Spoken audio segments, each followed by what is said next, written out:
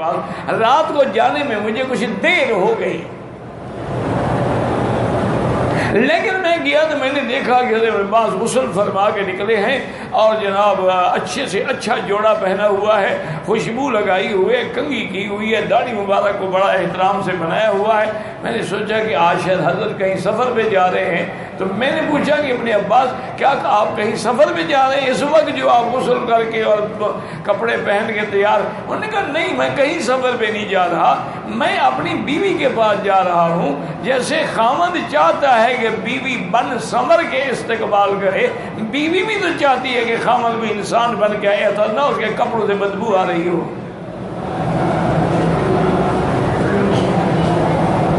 وہ بھی تو ہمیں بنا سمرا دیکھنا چاہتی ہے نا کہ اچھے کپڑے ہوں، اچھا لباس ہو، اچھی خوشبو۔ اسی لیے حضور نے فرمایا کہ دنیا میں کی چیزوں میں حبب الی من ثلاث، 3 چیزوں کی محبت میرے دل میں اللہ نے ڈال دی ہے۔ سب سے پہلی چیز کیا؟ طیب، خوشبو۔ حضور کو خوشبو بہت پسند تھی، اور آپ کا استعمال جو ہے وہ عطر عود ہوتا تھا اور مشک ہوتی تھی، عنبر ہوتا تھا اور ورد یعنی گلاب، یہ عطر ہیں جو حضور نے استعمال فرمائے۔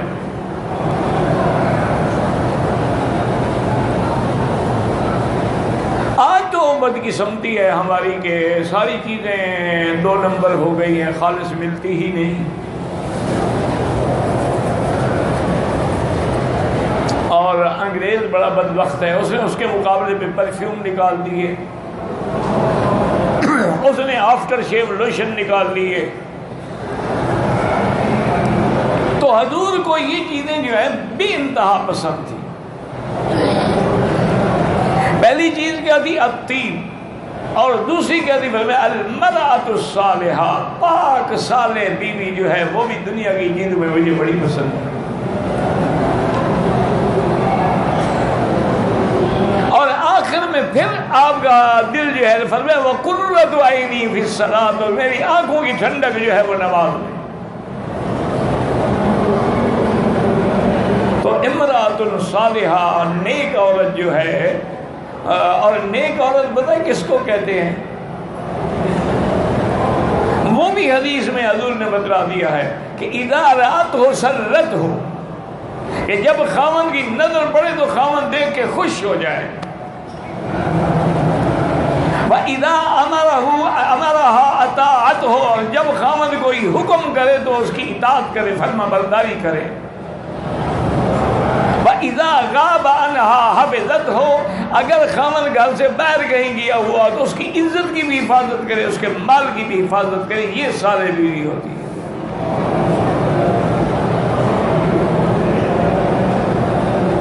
اور یہ سارے بیوی ہوتی ہے کہ جس کے بدن پر ماں باپ کے بعد اور بلوغ کے بعد، خاوند کے بعد کسی اس کے بدن پہ کسی غیر کی کبھی نظر بھی نہ پڑی،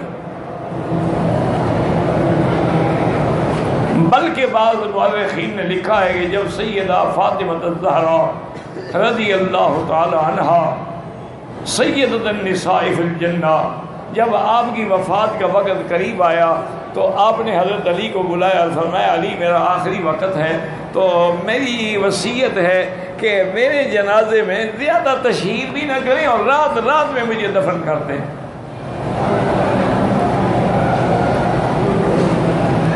حضرت علی نے فرمایا بی بی کیا کہہ رہی ہو؟ انتی بنت رسول اللہ، اللہ کے نبی کی بیٹی ہو، آپ کے جنازے میں تو مکہ مدینہ سارے علاقے ٹوٹ پڑیں گے، میں ان کو آپ کے جنازے سے کیسے محروم کر دوں اور پھر رات کو چوری چوری دفن کر دوں؟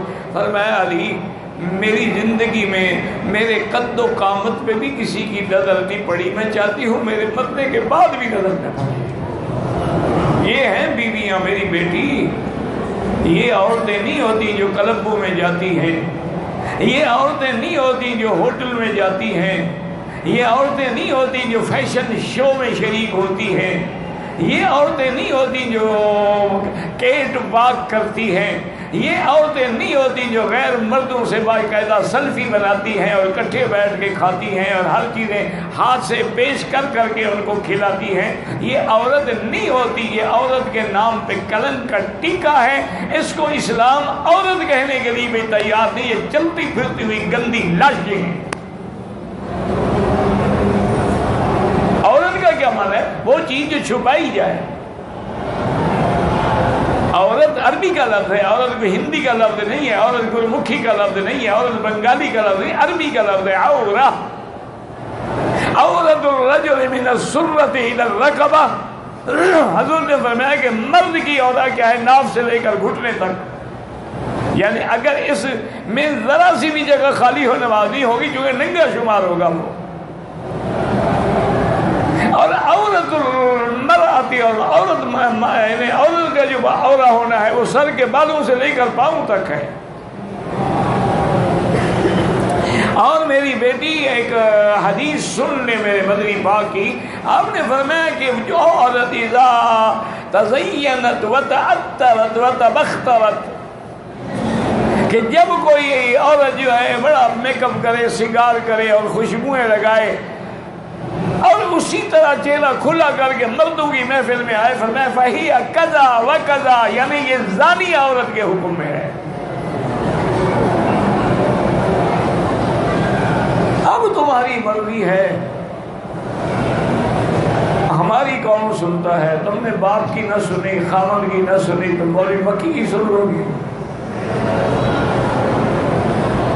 تو ایک دفعہ پرانی بات ہے، اس دن بھی کوئی عورتوں کا مضمون ہوگا تو میں تقریر کر رہا تھا، فارغ ہونے کے بعد در سے جب میں لفٹ پہ اتر رہا تھا تو میرے آگے دو عورتیں جا رہی تھیں، اور میں ایک بڑے غصے سے کہہ رہی تھی کہ آج تو مکی صاحب نے عورتوں کے خلاف اتنا طوفان بیان کیا ہے، معلوم ہوتا ہے اس کو کوئی کام کی بیوی نہیں ملی، میں اس کی بیوی ہوتی نا اس کو سیدھا کر دیتی۔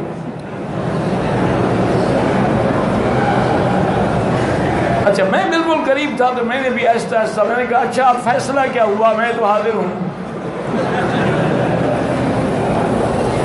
اب وہ بیچاری دیوار میں منہ دے کے میں نے کہا بیٹی ایسی باتیں نہیں کی جاتی، یہ بھی دین ہے کہ کبھی بات پیار سے سمجھائی جاتی ہے اور کبھی تلخی کی ضرورت ہوتی ہے۔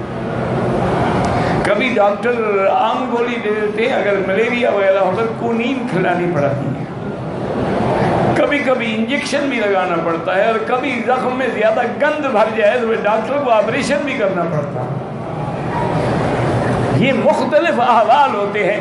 ایک آدمی آیا حضرت تھانوی کی خدمت میں 2-3 دن رہا۔ اچھا وہاں تو بڑا ایک نظام تھا نا، ہر چیز کا چارٹ لگ جاتا تھا کہ نماز پڑھی جائے گی، پھر اشراق پڑھا جائے گا، پھر ناشتہ کیا جائے گا، پھر ملاقات ہوگی، پھر درس ہوگا، پھر تھوڑا آرام ہوگا، پھر ہر چیز کا ٹائم ٹیبل تھا۔ وہ بیچارہ پڑھا بھی نہ آیا تو پوچھا حضرت میں کیسے آئے ہو؟ حضرت ملنے آیا ہوں، زیارت کے لیے۔ تھوڑی دیر گزری تو ٹائم آ گیا، حضرت کو تعویذ بھی لکھ کے دیتے تھے، تو کہنے کہ حضرت مجھے بھی ایک لکھ دیں۔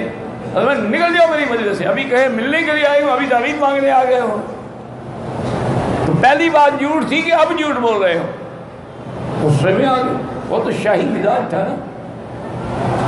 وہاں سے نکلا اور نے کہا ابھی یہاں تو پیری مریدی نہیں چل سکتی، پیر بڑا سخت ہے، تو میں جو ہے نہیں کر سکوں گا پیروی۔ وہ وہاں سے پھر آگے حضرت مدنی رحمت اللہ علیہ کے پاس۔ حضرت مدنی رحمت اللہ علیہ، قدرتی بات ہے کہ مسجد کے باہر کھڑے تھے، وہ آ کے ملا تو انہوں نے کہا حضرت میں نے حضرت مدنی سے ملا۔ ہاں بھائی ملاقات بھی ہو جائے گی، پہلے آپ تشریف لائیں۔ تو حضرت لے گئے کمرے میں، مجھے بٹھایا اور کہا حضرت آپ کے کپڑے جو ہے نا سفر کی وجہ سے بڑے گندے ہو رہے ہیں، آپ یہ میری کندھے سے چادر دیجیے، چادر پہن کے بیٹھ جاؤ، کپڑے مجھے اتار دو تاکہ دھلوا دوں میں۔ اچھا وہ بھی مسافر تھا تو اس نے کپڑے دے دی، حضرت خود جا کے دھوئے۔ وہ دیکھ رہا ہے کپڑے خشک ہو گئے، خود پہنچائے، کھانے کا وقت آیا، خود دسترخوان بچھایا، ساتھ بٹھا کے کھانا کھلایا۔ اور نے پوچھا حضرت میں نے تو حضرت مدنی کو مل رہا، فرمایا بھائی لوگ مدنی مجھے کہتے ہیں۔ تو وہ تو بیچارہ رو پڑا، اس نے کہا حضرت یہ کیا کیا آپ نے؟ کیوں؟ آپ مہمان ہیں۔ اللہ کے نبی کا فرمان ہے اکرم الضیف، مہمان کی اکرام کرو، احترام کرو، چاہے مہمان کافر کیوں نہ ہو۔ اس نے کہا اچھا حضرت ایک میری مشکل حل کر دیں۔ حضرت تھانوی کے پاس گیا تو ان نے تو میری چمڑی ادھیڑ دی آدھے گھنٹے میں، اور یہاں آیا ہوں تو یہاں پر تو جناب یہ خدمتیں ہو رہی ہیں، کھانے کھلائے جا رہے ہیں۔ آپ نے فرمایا کہ بھائی وہ ڈاکٹر ہیں، ان کا کام آپریشن کرنا ہے، ہم کمپاؤنڈر ہیں، ہمارا کام برہم لگا ہے، اس لیے آپ کو میرا معاملہ نرم لگ رہا ہے، ان کا سخت لگ رہا ہے، لیکن ان کا جو کام ہے وہ ضرورت اس کے لیے ہے۔ اس لیے ہمیشہ یاد رکھیں کہ میری بیٹی یہ حدیث رسول اللہ ہے، حضور نے فرمایا ہے کہ جو عورت میک اپ کر کے، سگار کر کے، باریک کپڑے پہن کے، جس سے بدن نظر آئے، بال کھلے، آج کل تو دوپٹہ ویسے پہننے کے لیے تو ہوتا ہی نہیں، وہ تو ایک فیشن ہے نا کہ کندھے پہ ڈال دیا۔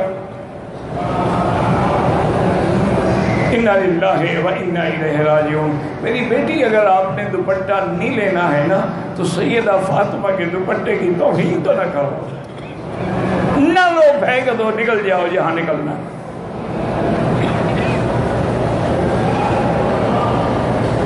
یہ مقام ہے کہ سیدہ ہے، بنت رسول اللہ ہے، بنت مصطفیٰ ہے، اور حضور کی سب سے محبوب ترین بیٹی ہے،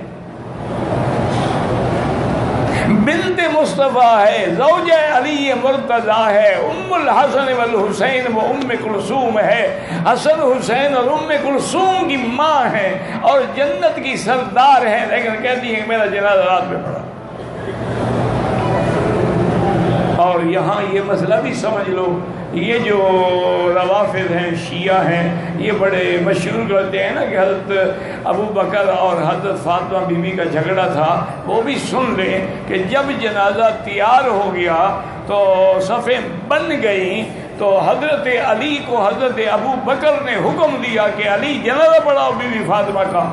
جب شوہر عالم اور فاضل موجود ہو تو پھر کسی اور کو پڑھانے کا کیا حق ہے؟ اسی لیے جب ورثاء میں مثلا ایک آدمی مر گیا، بیٹا عالم ہے، وہ پڑھائے۔ حضرت علی نے آ کے حضرت ابو بکر کا ہاتھ پکڑا اور فرمایا کہ یا خلیفۃ رسول اللہ، یہ ناممکن ہے کہ آپ کے ہوتے ہوئے علی مصلی پہ کھڑا ہوئے، علی تو پہلے بھی تھا، حضور نے اپنے مصلی پہ آپ کو کھڑا کیا تھا، آپ بھی فاطمہ کا جنازہ پڑھائیں گے۔ اگر دشمنی ہوتی تو جنازہ اسی سے پڑھواتے۔ یہ تو بس ایک روافض جو ہیں، یہ شیعہ جو ہیں نا جی، اصل میں ان کا بانی جو ہے وہ یہودی ہے نا، تو وہ یہودیوں والی ساری باتیں ان میں آ گئی۔ اصل ان کے بنانے والا جو مؤسس ہے نا عبداللہ ابن سبا، اسی طرح حسن ابن السبا، یہ سب یہودی تھے۔ اچھا، خوارج کا بڑا بھی یہودی ہے۔ اس لیے ہمیشہ یاد رکھیں کہ اللہ کے نبی کے زمانے میں، ہر پیغمبر کے زمانے میں جماعت حق والی بھی تھی اور باطل والے بھی تھے۔ اسی لیے اللہ نے فرمایا کہ یہ نہیں ہے کہ پہلی امتوں سے، اور جو لوگ پہلے دین پہ بھی قائم رہے اور حضور کے دین، ان کو اللہ دوہرا اجر عطا فرمائے۔ اللہم ثبتنا علی الایمان، اللہم ارزقنا حسن الختام۔